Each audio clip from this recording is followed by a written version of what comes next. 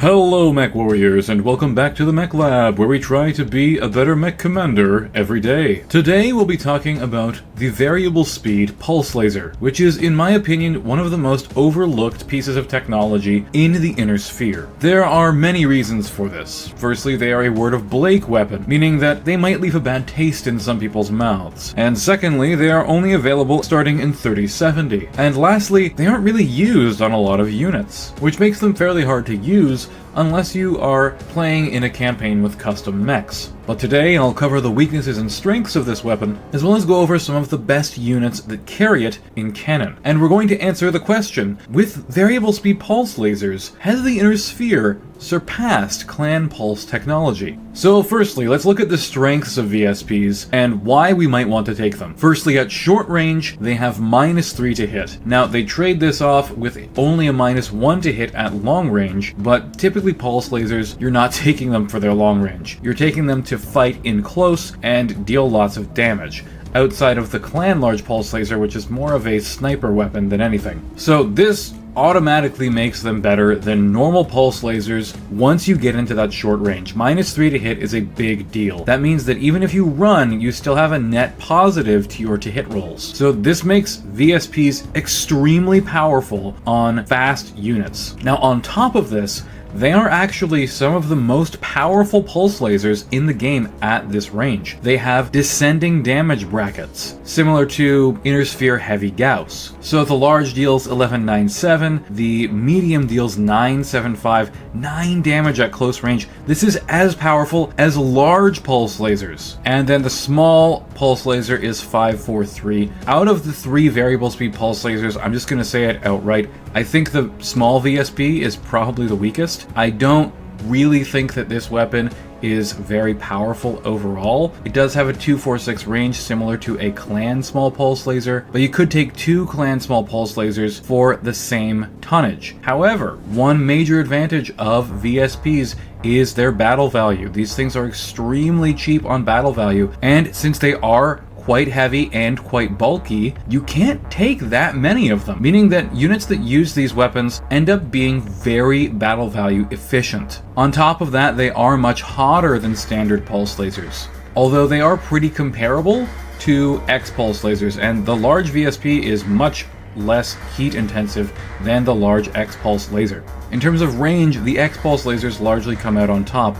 However, if you can close to that short range, the -3 to hit and the increased damage is going to make these way more efficient. If you just look at X-pulse lasers, for the medium and large, they cost way more battle value than a large or medium VSP, and they're going to require more heat sinks, and they deal less damage. At range 5, a medium VSP is just as good as a clan medium pulse laser. That is pretty significant considering that it costs almost half the battle value, and a large VSP laser at range 4 is better than a clan large pulse laser and costs less than half the battle value, significantly less. And like any pulse laser, since it has a -2 to hit at medium range, it's still going to be more efficient than most weapons at these range brackets, especially for the battle value. So what does all this tell us? Firstly, I don't think that the large VSP is necessarily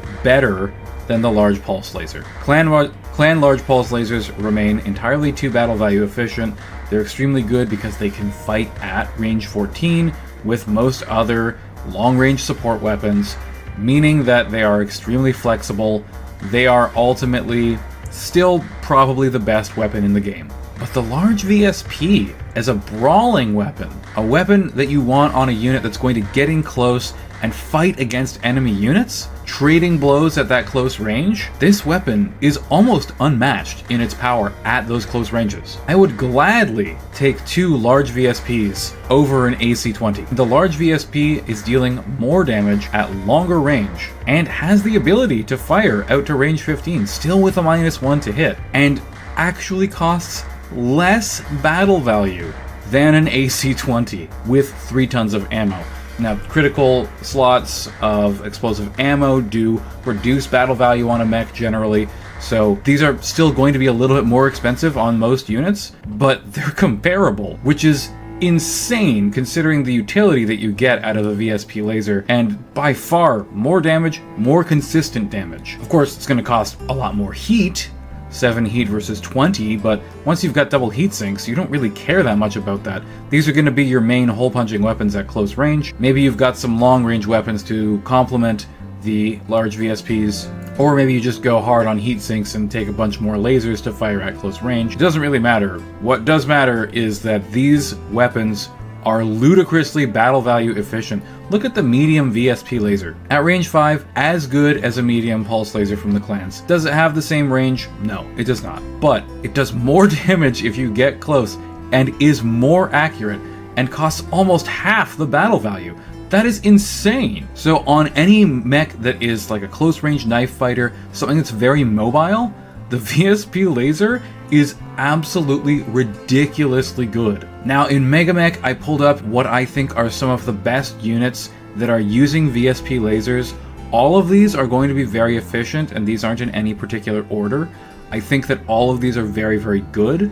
I'm gonna highlight what I think are a few of the best ones though. Firstly, we have the Scaffa hover tank, reflective armor, 1117 movement. This is extremely fast, very cheap at 800 battle value. Good armor all around, and the reflective armor means that it's really resilient against enemy pulse lasers, and it has twin VSPs, meaning that this hits like 2 large pulse lasers if it can drive right up next to you. It is a little bit more vulnerable to LBX pellets because of the reflective armor, but that's not as big of a deal. The main problem with the LBXs is that they're going to crit out your motive anyways, so if you're getting hit with LBX pellets, it's probably going to immobilize your tank and kill it that way before it actually strips all the armor off. Next, we have one of the units that I used to great effect in a tournament, the Spider 9M. This is under 700 battle value, which is criminally low, and just goes to show how I said VSPs are ridiculously battle value efficient. Yeah, this thing is absolutely disgusting. It is way too efficient on the battle value for what it is. 10 armor on all of the important locations. Its back armor is really thin. We don't really care about that much. Has an XL engine, so if you hit it a couple times, it's going to blow up. But with 812-8, it's very resilient. Use it like a surgical knife, not a beat stick, okay? This thing is meant to outflank, attack isolated units like enemy snipers in the back, or rush in, kick enemies from behind, and blow out their back armor with 2 9 damage hits at -3 to hit. When it jumps, it has a neutral to hit bonus with those VSPs at close range. That is one of the things that makes them so strong. You can very easily afford to take this as a 3-3 pilot. Under 1,000 battle value at 3-3, it's going to be a kicking machine that will absolutely rip open rear armor of enemy mechs with 9 damage hits. Next, we've got the Raptor 2X. This is the Raptor 2, so it's 40 tons. Again, under 1,000 battle value, great deal. Over 10 armor on every location, 20 on the center torso, 15 on the torsos and the legs. Again, XL engine, it's vulnerable, but it has a battle mech taser and 2 medium VSPs. So not only can it rip open enemy back armor, it can hit enemies with a taser and completely disable them. Potentially. Or, at the very least, it's going to make them worse at fighting. Void signature system, on top of all of this, on top of its extremely good movement overall, means that this unit is going to take a very concerted effort from your enemy to take down, especially if you're avoiding any of their pulse laser weaponry that is going to be hitting at close range. If they've got medium VSPs or large VSPs, you want to avoid that unit. Go for something else that is not going to be able to overcome your TMM as easily. Much more expensive than the Spider, filling the same role. We've got the Spectre 6F.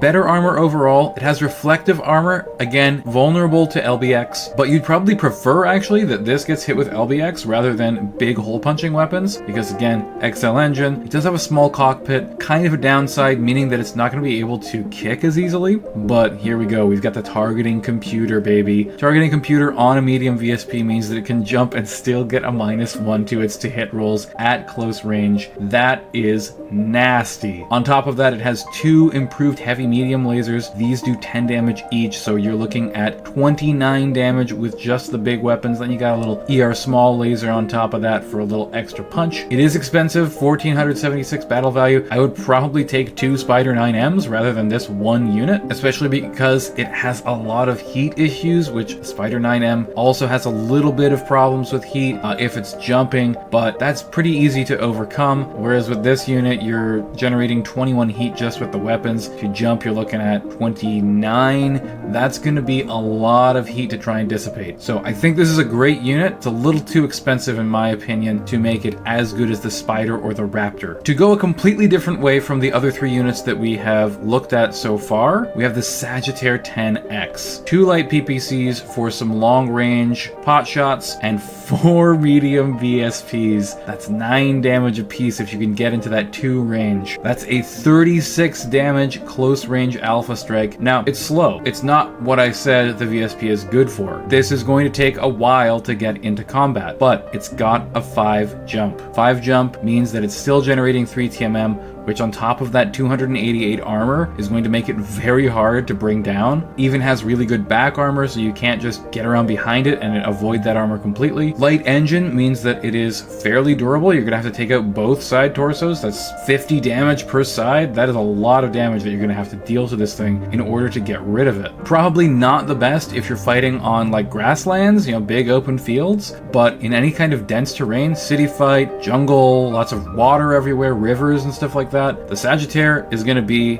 an absolutely disgusting Juggernaut that's gonna waltz up to your enemy, or more aptly jump up to them and blow them to pieces. I'm gonna cut it short here. I'll let you investigate these other units on your own. A lot of these are very powerful. They're great units that you can use in later eras to overwhelm your opponents. I particularly like the Quasimodo, which is essentially a hunchback that's been upgraded with all kinds of cutting edge tech. Thank you guys so much for watching, really appreciate it. Make sure to check out my live section to see some of the cool live streams that I've been doing lately. Been playing some Mordheim, been playing some Stardew Valley. If that interests you, go check them out. Remember to leave a like, share the content, subscribe for more. Thank you so much for watching everyone. Have a great day.